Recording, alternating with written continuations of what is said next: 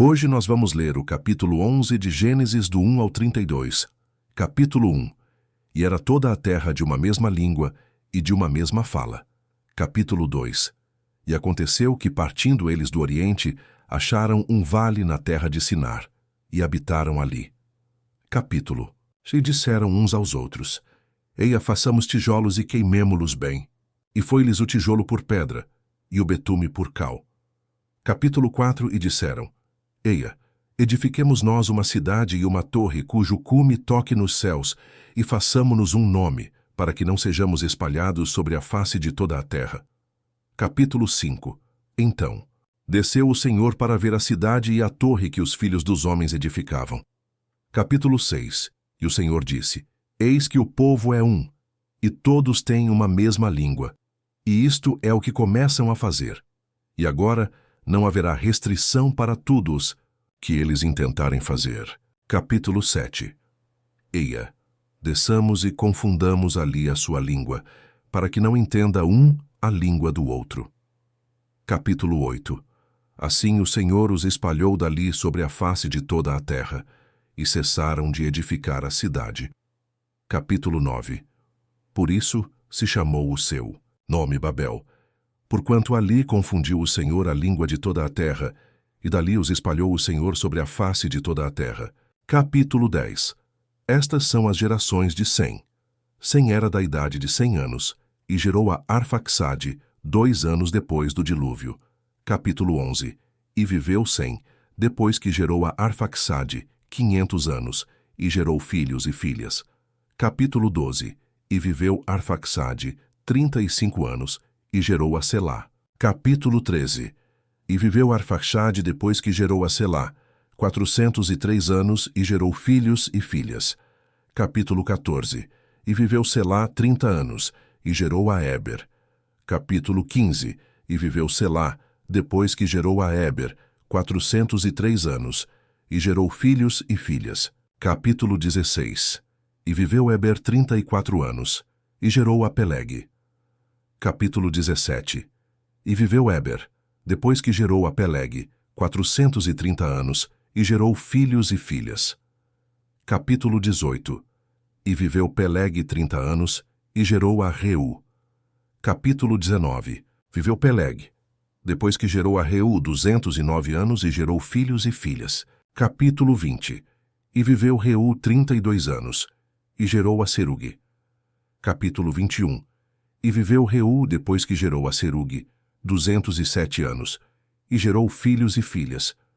Capítulo 22. E viveu Serugue 30 anos, e gerou a Naor. Capítulo 23. E viveu Serugue, depois que gerou a Naor 200 anos, e gerou filhos e filhas. Capítulo 24. E viveu Naor 29 anos, e gerou a Terá. Capítulo 25. E viveu Naor, depois que gerou a Terá, 119 anos, e gerou filhos e filhas. Capítulo 26. E viveu Terá 70 anos, e gerou a Abrão, a Naor e a Harã. Capítulo. E estas são as gerações de Terá. Terá gerou a Abrão, a Naor e a Harã, e Harã gerou a Ló. Capítulo 28. E morreu Harã estando seu pai. Terá ainda vivo, na terra do seu nascimento, em Ur dos Caldeus. Capítulo 29. E tomaram Abrão e Naor mulheres para si. O nome da mulher de Abrão era Sarai, e o nome da mulher de Naor era Milca, filha de Arã, pai de Milca e pai de Iscá. Capítulo 30. E Sarai foi estéril, não tinha filhos. Capítulo 31. E tomou Terá a Abrão seu filho, e a Ló, filho de Arã, filho de seu filho, e a Sarai, sua nora, mulher de seu filho Abrão, e saiu com eles de Ur dos Caldeus, para ir à terra de Canaã, e vieram até Harã, e habitaram ali. Capítulo 32. E foram os dias de Terá 205 anos, e morreu Terá em Harã. Irmãos, o livro de Gênesis 11 é um dos capítulos mais profundos das Escrituras, porque marca a queda da humanidade unida pelo orgulho e, ao mesmo tempo, prepara o cenário para o chamado de Abraão, onde Deus inicia o plano de redenção para reunir novamente o que o pecado havia dividido. E era toda a terra de uma mesma língua e de uma mesma fala, e habitaram ali. Depois do dilúvio, a humanidade falava uma só língua. Havia unidade, havia organização, havia propósito. Mas o coração humano ainda carregava o mesmo veneno do Éden, o desejo de ser como Deus. O problema não era a união, mas o motivo da união. Eles estavam unidos não para glorificar a Deus, mas para exaltar o próprio nome. Unidade sem submissão a Deus é rebelião organizada. Muitos estão juntos em projetos, igrejas ou planos, mas se o centro não for Deus, o fim é confusão. E disseram: Eia, edifiquemos uma cidade e uma torre cujo cume toque nos céus, e façamo-nos um nome. Aqui vemos o coração do homem, façamos tijolos, inteligência e tecnologia. Edifiquemos uma cidade, ambição e conquista. Façamo-nos um nome, orgulho e vaidade. Eles queriam subir ao céu sem Deus. Queriam um reino sem rei, uma torre sem altar, uma cidade sem presença divina. Toda vez que o homem tenta alcançar o céu por seus próprios méritos, ele constrói uma torre de Babel. Religião sem arrependimento. Sucesso sem dependência de Deus. É apenas tijolo sobre tijolo de vaidade. Deus resiste aos soberbos, mas dá graça aos humildes. Tiago 4:6. Então desceu o Senhor para ver a cidade e a torre que os filhos dos homens edificavam. Deus não é indiferente à arrogância humana. Ele desce, não porque precisa ver, mas para mostrar que nada escapa ao seu olhar. Mesmo quando o homem tenta subir, Deus ainda está acima.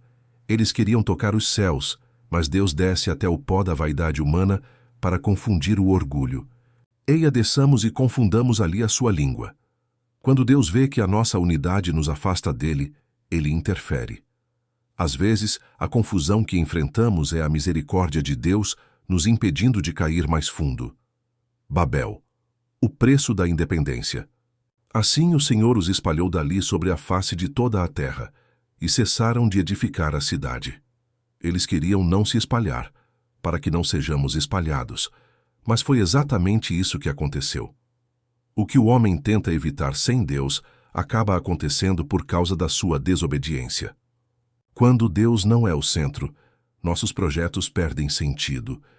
Podemos até começar bem, mas sem obediência, as obras param no meio do caminho. Babel significa confusão. Toda vez que o homem quer subir sem Deus, termina perdido em meio às suas próprias palavras.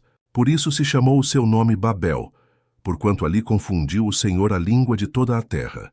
Na genealogia de Sem, Deus continua o seu plano.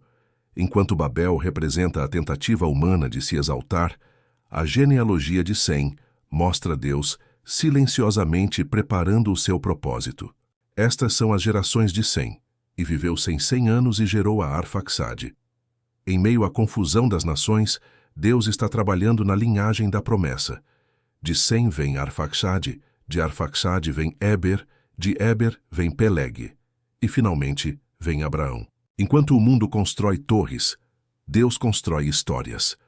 Enquanto o homem ergue tijolos, Deus ergue linhagens. Ele trabalha no silêncio, preparando o caminho para a redenção. O nascimento de Abraão, do orgulho à obediência.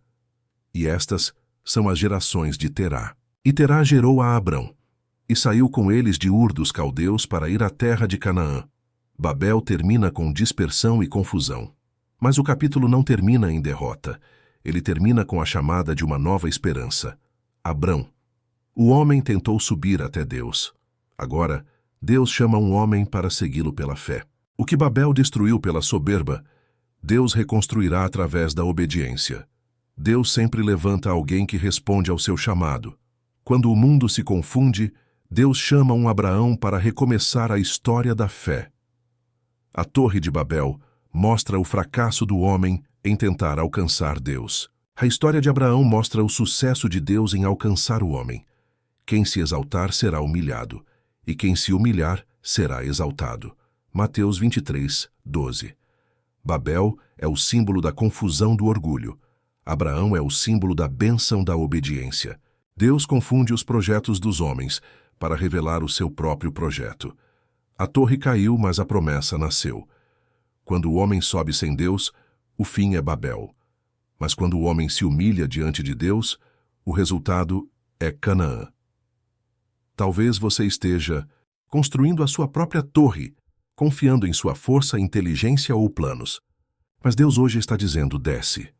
Desce da tua torre, desce do orgulho, desce da autossuficiência, e como Abraão, comece a caminhar pela fé, porque o caminho da promessa começa quando o orgulho termina. Amém.